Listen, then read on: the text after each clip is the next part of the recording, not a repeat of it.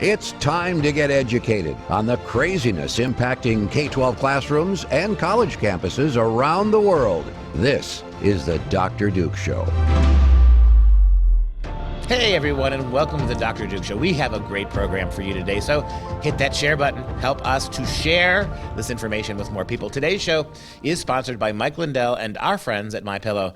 This week, MyPillow is going back to its retro roots, offering their famed Giza Elegance pillow, the one that got it all started, for just $30. That is a 66% savings, and all you got to do is use the code Dr. Duke, D-R-D-U-K-E. When you patronize them, we share the profit. That allows us to continue to bring this quality, high-quality staff, high-quality production values, and wonderful information directly into your living room. Today, we start with a new study that finds 2 years after the start of the pandemic and 1 year after most kids returned to in-person learning, students across the nation are not bouncing back in the classroom. In other words, the setbacks and the delays and the educational retardation that took place because of all of these events, not just COVID, also goofy school boards and intrusive school unions, the kids are not coming back. What they lost, and they're not making it back. And this bodes very,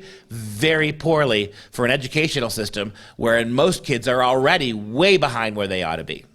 Well, that's exactly what's happening. So we heard from Jean Kearns. She's the Chief Academic Officer at Renaissance Learning, Inc. And they did this nationwide study, and they were taking a look like, okay, how is the pandemic affecting our students? And let's just remember how bad it was pre-pandemic, and note that it's getting better, but it's not good. As Jean said, he said, were there signs of stabilization? Yeah, there really were.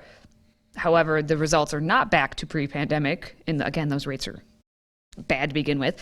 There are not signs of recovery if you define that as getting back to where we were performing before all this. So let's take a look at some numbers, because that obviously helps to us to understand it. Now, nationwide, they took a look at math. Okay, you see the sample size. It's not like they did the polling sample isn't a plus or minus 3%, thing. They're looking at a huge number, so the error is not going to be there like it would if you had a smaller sample size. So you're looking at 2.9 million students. Overall, winter to winter, and it was a cold winter for both of those, the percentage of students who are at or above their benchmark, it went down by 2%. And when that benchmark was low to begin with, that's saying a whole lot. And that's just in math.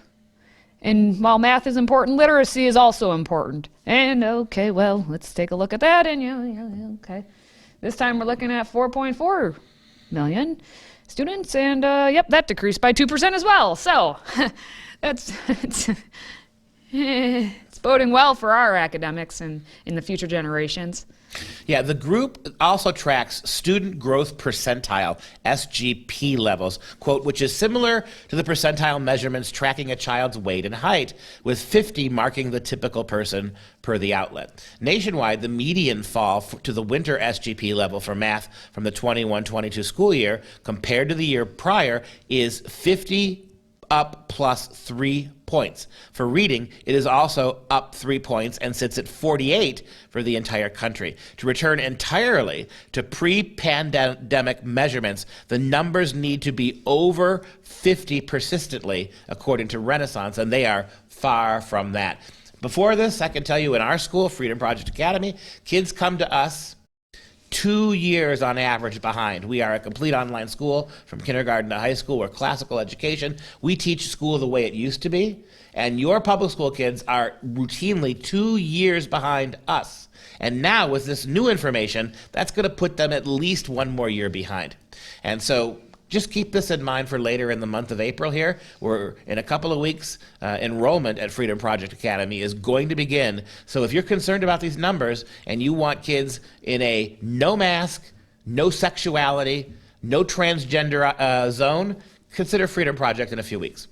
Now, if you want to take a look as even more reason to join FPA, we do have the Institute of Reading Development, which is a program that is a literacy organization. And looking just specifically at them, they found that about 49% of students who are going into first grade this school year, 49%, so let's talk about half of the students coming in were reading at a level below what was expected. So 1 out of 2 kids come into your classroom in first grade and they are below that. In pre-pandemic, it's not like it was great, but pre-pandemic it was like 28%, so it was 1 out of 4, and now it's 1 out of every 2 kids. That's terrifying. And so as New York Times reported, they had said that, this year's reading emergency, we had talked about that, and I guess mainstream media sort of is wanting to wake up and be like, oh, wow, I wonder how our kids are doing in math and English now that, the pandemic and all this. And, oh, yeah, it looks like they can't read. Oh, okay. The problem is there's no sense of emergency, right? That nobody seems to be bothered by this. It took a pandemic to make you realize there were problems when the problems before the pandemic were just as bad. And so there is no end. As long as your kids are getting their heads filled of social justice and taught that white people are evil and black people and minorities are innocent victims that are only not learning because of white supremacy, the school seems pretty content to continue the way it's going. And so the real tragedy here is there is no emergency for the fact that kids can't read. When I see them in college, I've said this to you many times, my college English majors, kids majoring in language, have about a 9th grade reading level, maybe a 9th grade reading level. And so no one seems bothered by that. The colleges keep taking them and giving them degrees. They keep passing high school. So, maybe there is no necessary emergency here. Maybe what we're looking forward to is a country in a few years where no one can read. Maybe that way the government can just have to take over every aspect of our lives so we don't have to look because we're not able to look after ourselves. With all the censorship taking place on social media platforms, we've made it easy to keep up with your favorite content. Simply download the Freedom Project Media app in your app store. Get access to 18 new videos a week, plus thousands of archived shows, lecture series, and educational animations. Download the Freedom Project Media app on your Apple TV, Roku, tablet, or phone, and make sure you allow for notifications to keep you informed.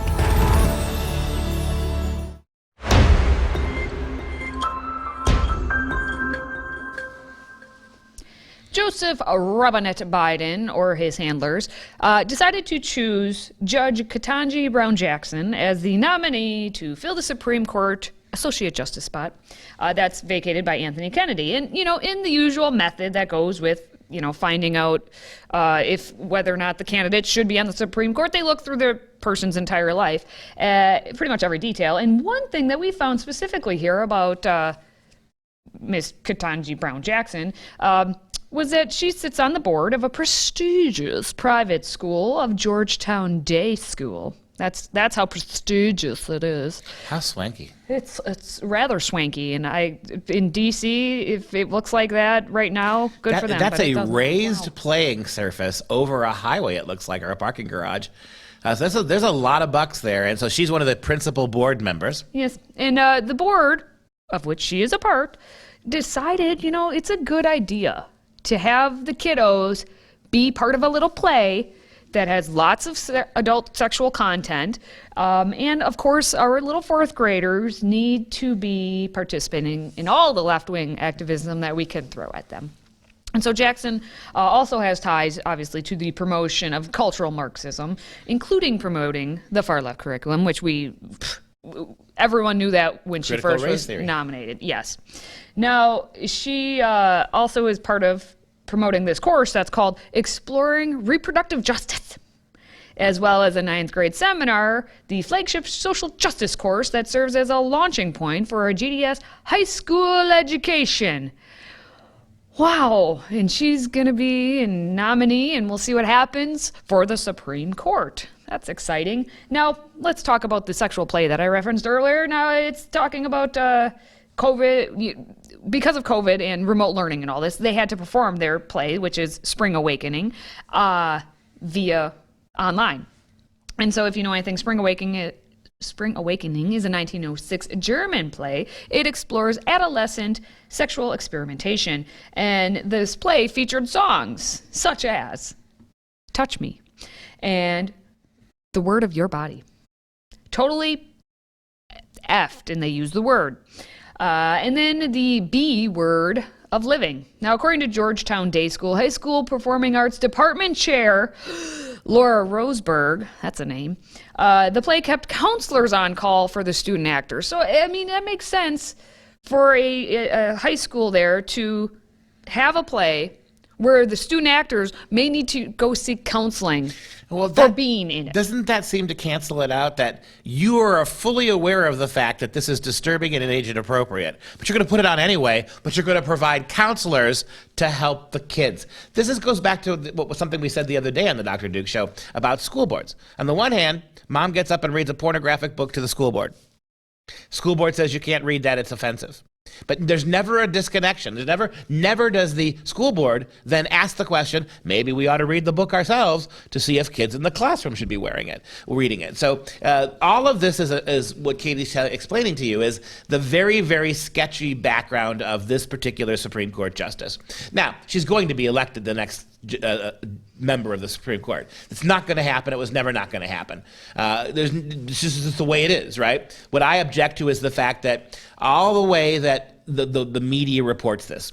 Kavanaugh was guilty. Kavanaugh was a rapist. There's no doubt about it. Let's not even have a trial about this. Don't even let him speak. Just trash him for having raped somebody 30 years ago at a party. Not going to investigate this. Let's just go ahead and just get him removed, said the progressive left. Now with her, this new Miss Brown, she won't describe what the word woman is. She refuses to define what a woman is. Not because she can't, because she knows calculatedly if she defined it according to her own critical race theory bona fides, she would make an embarrassment of herself. Many of the things that she claims she knows, I had no idea critical race theory was in the school that she is on the board of. Now, no idea about this, and even though she's talked before publicly about the radical social justice going on at the schools that she's a mentor for. So here you have Kavanaugh, right, who was given a 35-year-old accusation, and he was guilty before we even looked into it.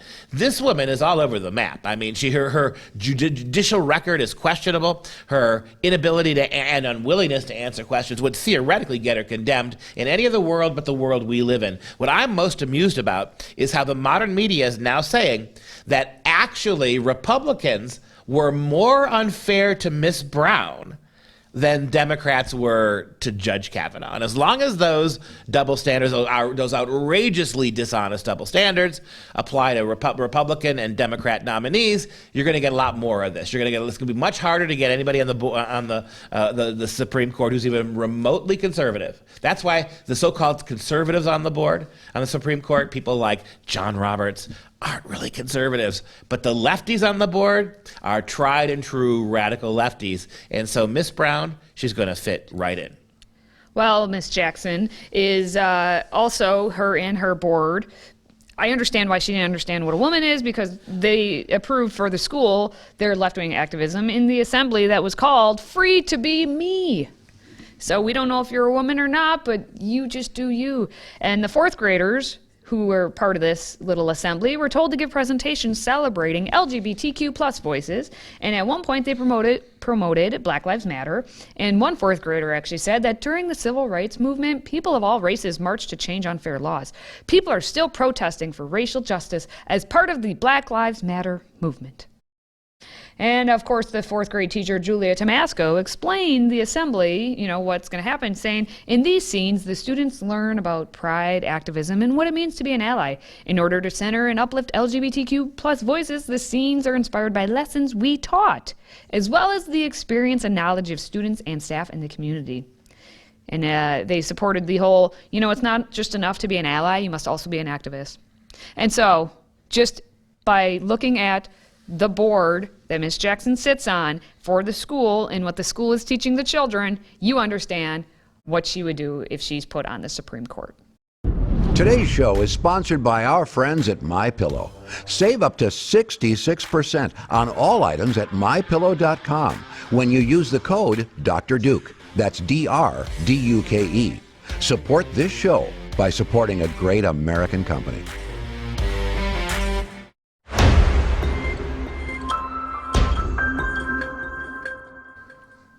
In the first story, we talked about how our students can't do math, they're not literate, So at least we have something good coming from Florida, where Governor Ron DeSantis is making students being literate in finances. He actually signed a bill that makes taking a financial literacy course a requirement for high school students. Oh my gosh, students may actually know something about money and, I don't know, these things called taxes. And I mean, we could just all watch Alexandria Ocasio-Cortez, and she could explain how taxes work and the importance of them. But maybe I'll just go to a Florida school where they can take a whole course on it. Well, we really good for you, Governor DeSantis, and you are killing it with these you overriding your opposition. You're making sure that women in sports are protected. You are now requiring Florida kids to be fiduciarily sound.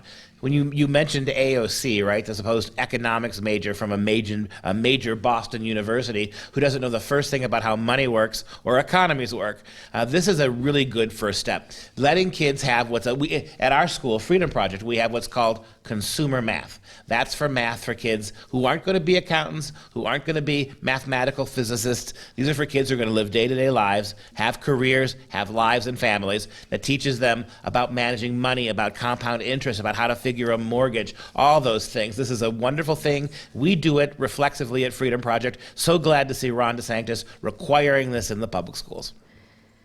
And we also have another course called business math. So you take consumer math for your personal stuff and business math and learn how to do it all and rule the world. You can do your own taxes. I do my own taxes. Now, the bill is actually SB 1054. If you'd like to go take a little gander at it, maybe get it into your own state. And it will require all Florida high school students to meet a financial literacy 1/2 credit requirement in order to graduate. And it will be applied to the 23-24 school year. And DeSantis, he just keeps putting it out in true common sense form. He says, today I think is good because what the bill's doing with financial literacy is really providing a foundation for students that's going to be applicable in their lives, regardless of what path they take. So you may not know SOHCAHTOA, trigonometry, but you will know how to, I don't know, balance a checkbook, if anyone even still does that. Or how much idiot money your government's spending. That too. He says this will provide a foundation for students to learn about the basics of money management, understanding debt, understanding how to, he does say balance a checkbook, and understanding the fundamentals of investing. He says any financial literacy has really been intertwined with economics courses, which economics is a little bit different than financial literacy. And so we want a strong focus on economics, both micro and macro, but you want to also have a standalone financial literacy. Oh, Ron DeSantis, stop making sense. I mean, it's just downright sexy the way he talks, isn't it? I'm telling you. And here's another thing he's doing, Ron DeSantis. He is actually making it much more easy in Florida for kids not to have to enter the bloated, unnecessary public college system. I mean, these kinds of education, and education that is getting rid of critical race theory, that is teaching accurate American history, that is focusing on the welfare of the future of these children, that's a school district that's going to graduate kids who are ready for careers and don't necessarily need to spend 4 years at Florida State University learning all about why, y'all white because you're racist.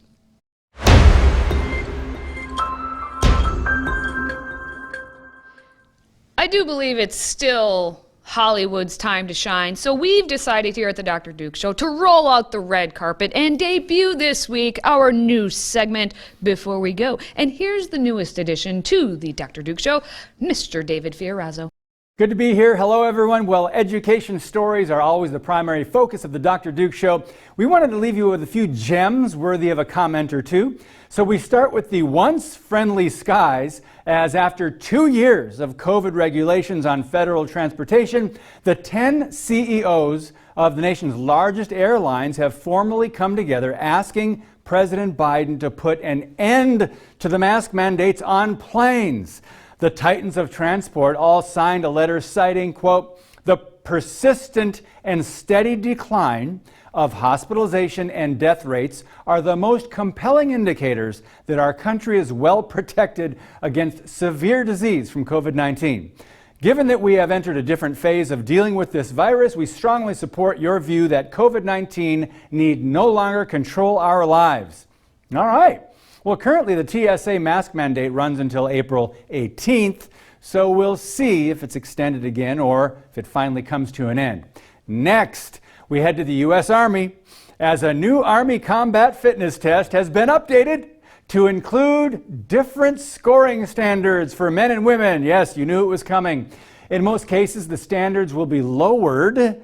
As military.com says, quote, the most significant changes to the 6-event test is that it no longer is meant to prepare soldiers for combat. Let that sink in. Okay.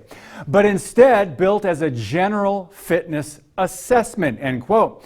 Research found that only 52% of enlisted active duty women were able to pass the original Army test, while the numbers for passing men were at 92%. Just not fair. Finally, we all love the satirical site, the Babylon Bee. So, well, at least we do around here anyway. So I thought we could select our top headlines of the week focused on Supreme Court nominee Ketanji Brown Jackson. Now, Duke and Katie, I want you to let me know what your favorite one of these is. So we start with Senate hearing delayed as Ketanji Brown Jackson has trouble locating the women's room. Next, Adam confused by new creature God put in the garden as he is not a biologist. Next, Ketanji Brown Jackson loses 140th consecutive game of Guess Who? Next, do you know more about basic human biology than Biden's Supreme Court nominee? Take the simple one-question quiz. And finally, kindergartner granted PhD in biology after correctly distinguishing boy from girl. Duke, let's start with you. Love the Babylon Bee, big time. And what's scary about their satire is it's almost not satire. If you don't, or if you are unable to define what a woman is, Mrs. Jackson Brown, how do you know which bathroom to go to? I'm just going to go ahead and say my favorite headline is anything involving a game. So the Guess Who, when she loses her 140th consecutive. Now, what's interesting is if you play Guess Who, I mean, that's where you have to ask the question, is your person a male or female? That's and darn it, no wonder she lost. And I'm sure the whole race coming up question, is your person white? Ooh. I mean, that's I think how we should pick Supreme Court nominees from now on. Just have them play Guess Who. I would be remiss, David, if we didn't to tie this story to the earlier one. Yeah. So on the one hand, we can't define women. On the other hand, we have to have a separate standard for creatures called women. Explain that. Can you explain that? Can you, in your wisdom, Dave, explain to me how woman isn't a thing, yet clearly women with vaginas are not performing as well on the the exercise test as the men? How does that fit? All I know is that when God created woman, Adam's one-word answer was, whoa, man, to seeing the woman, knowing it was attractive and unlike himself. So Adam was the first perv? Oh, no. He said, whoa, man. He was excited to see a woman. And he knew it, right? He knew it. You make a great biblical point. Adam, who had never in his life seen a woman, and up until that point there had never been one. That's right. The minute he saw her, he knew what a woman was. But Ketanji Brown, after being one for 50 years and surrounded by them, can't identify Katie's one. Blushing. Is that blushing or is she laughing No, at that's us? me, my point of pride, knowing that I would crush both of you in the general Army fitness test right now without even warming up. Just, that's it. Are you talking about the original test? The original. I can take the original. I've looked at the standards. I'm not even joking on that. It's true. I could do it. All right. Now, as we wrap things up, let's show some love to our Patriot Club members, both the men and the women. And today we're giving a shout out to Kimberly from Bishopville, Maryland. Kimberly, thank you very much for supporting us. That wraps up this show for David, Katie, and myself. It is, until next time, sayonara and get an education, my friends.